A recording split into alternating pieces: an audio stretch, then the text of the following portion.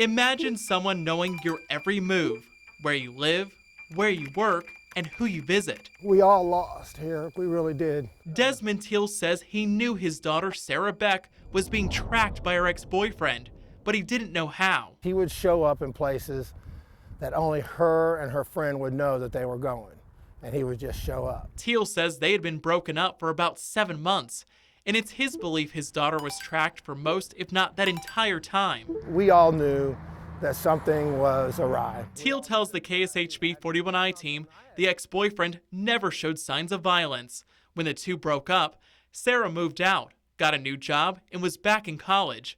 She also had more time to focus on her passion, riding horses. I used to tell her all the time, ride like the wind, and don't look back.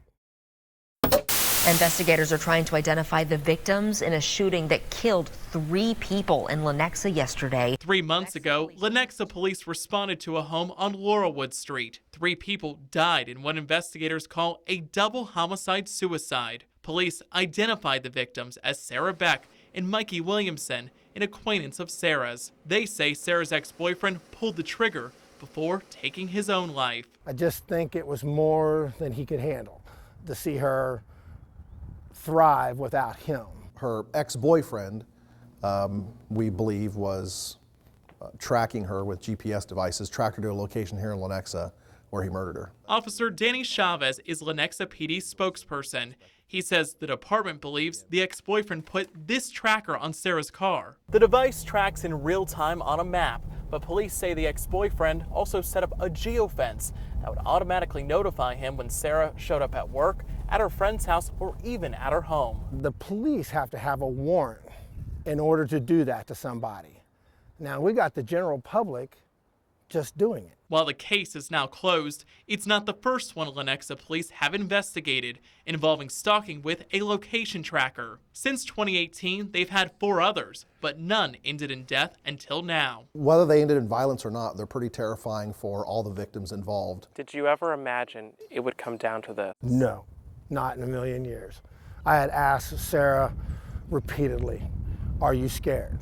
Are you scared for your safety or anything like that? The National Conference of State Legislatures says at least 23 states and the District of Columbia have addressed privacy concerns when it comes to someone tracking another person without them knowing. In 9 of those states, it's against the law to put a tracker on a car if the owner doesn't give consent. In 8 states and in D.C., tracking someone without their knowledge is included in stalking laws. Some exceptions include law enforcement, and they have to get a warrant first. It turns out Kansas and Missouri don't have any similar statutes on the books. Until somebody with a lot of power, a lot of money's children happens to, this thing's gonna go on.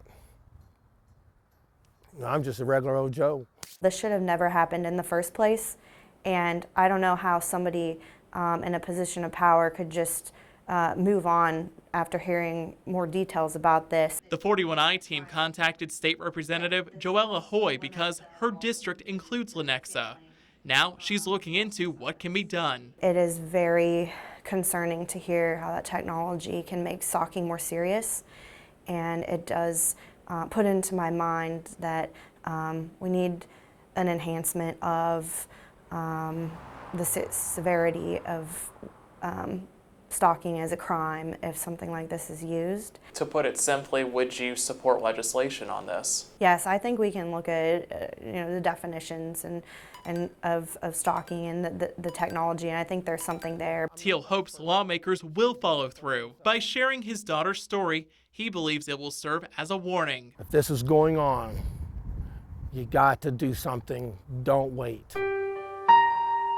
As he now lives with the pain, he hopes other parents will never know. It just went from 0 to 100 like that, and it was over.